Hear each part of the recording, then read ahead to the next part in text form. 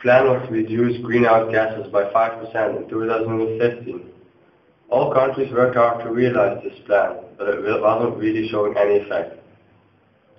The summer of 2011 was the hottest summer in over 4,000 years, and new temperature records have been set in Al Azizia, Libya.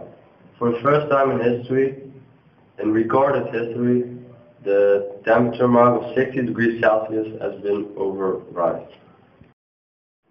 When in 2012 the UN decided to abandon the Kyoto Protocol, all countries followed. It costed a lot of money and wasn't really showing any effect. Scientists have proved that if the protocol is executed properly, the situation nowadays would be a lot better. The greenhouse effect will increase. It won't permit as much heat to leave the atmosphere as it should, causing the heat to reflect back to the Earth. Because of this, the Earth is warming up, and as we keep emitting more and more CO2, our situation will only get worse. Strict regulations are quickly needed, otherwise situations will get really out of control. Hello, my name is Janneau, and I'll tell you something about the impact of the internet.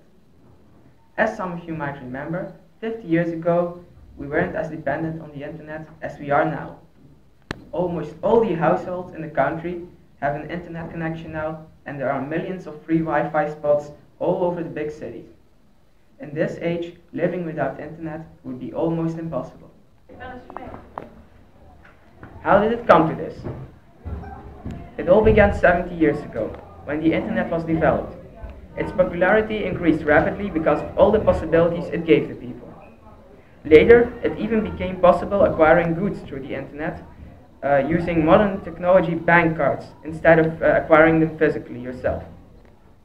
Because of this, after a time, the popularity of going to the shop dropped, and most of the people now order their goods through the internet. This has caused an even greater downfall for the American obesity problem though. The internet, however, doesn't only have a bad side. The internet has also brought new communication technologies to us, and it has helped us in storing much data about people. This, for example, makes it much easier to find criminals and illegal people because every device which goes on the internet now has a rightful owner attached to it. It has become impossible to be anonymous on the internet. This is a major development because before this was widely accepted, anonymous blackmailing and theft were very easily done. We can also easily share knowledge now without having to meet in person. But recently we have bothered ourselves with our dependency on it. What should and will be done? Our last topic of tonight will be global trade at a global market. The World Trade Organization's goal is still not reached. In 2011, the World Trade Organization set a new goal for 2050, the so-called Environmental Trade Law. With this law, they wanted to make sure that not only the developed, but also developing and underdeveloped countries were able to participate in the world economy on a global market with global trade. In 2011, this goal was set for 2050, but by almost finishing the year 2050, we are wondering how come these optimistic thoughts are still not reached. In 2011, the division between rich and poor continents in the world was very big. A continent like, for example, Africa was really underdeveloped and not participating at all at the world economy. But other continents, like for example Asia, were really heading their way off to the top. Because of the global shift, they now are a main character in the global trade. The developed countries like the United States of America and of course the continents like Europe were also at the top. Asia became a tiger country or a so-called tiger continent because of little appropriations. These appropriations were used to make sure that they could make little debts to build up their economy, and when their economy reached their top, they were able to pay these debts back to us. We also tried this with Africa, but this didn't work out as it should. Well, this is one reason why the goal is still not set. Not all countries and continents in the world are able to participate on our global market with global trade. Well, why is this goal still not set? Professor Baltes, who is specialized in economy, will help us understand why this goal is still not set, what this has to do with our past, and what this could bring to us in the future. He is a manager at SABIC, which is a company at global scale. Good evening, sir. I first want to welcome you to our show. Thank you. So, why do you think global trade for all countries is still not possible these days? Well, in your introduction, you mentioned already that it is almost 4 decades ago that this ambitious targets were set by the United Nations and the WTO. But what we at that time never ever realized was the fact that there was massive corruption in all kinds of areas which needed to be developed. I mentioned Russia, but also Africa, South America, China, and that is, I think, one reason. Another reason that is that the dominant positions, how the dominant position was used or misused by, was completely misjudged.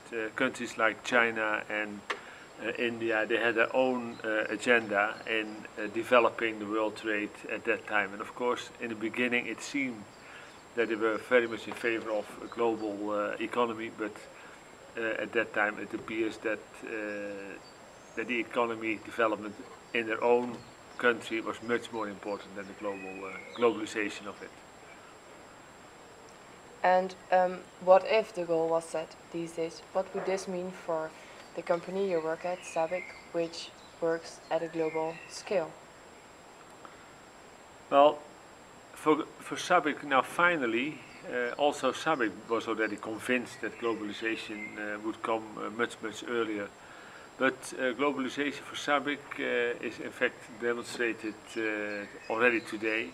SABIC at that time worked mainly in 3 regions: the Middle East, in China, they call it Asian Pacific, but it was mainly China. India was at that time under development, and Europe, of course. And by now you see that it is not only these 3 regions, it is SABIC participates in exploring gas fields in Russia.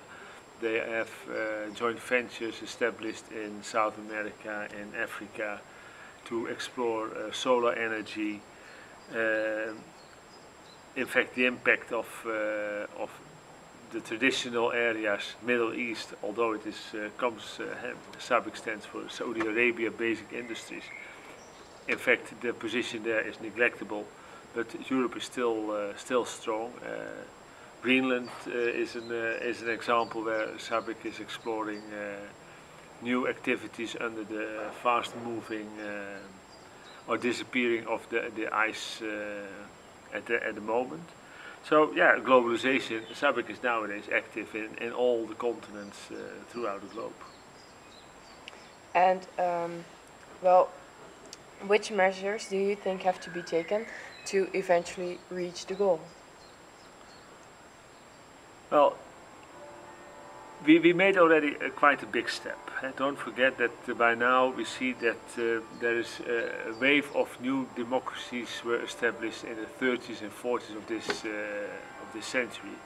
So now, with these new democracies on the way, 10 to 20 years, finally we see that corruption has to give in. And of course, each and everywhere corruption takes place, but not on a massive scale as it was demonstrated in, let's say, in 2010.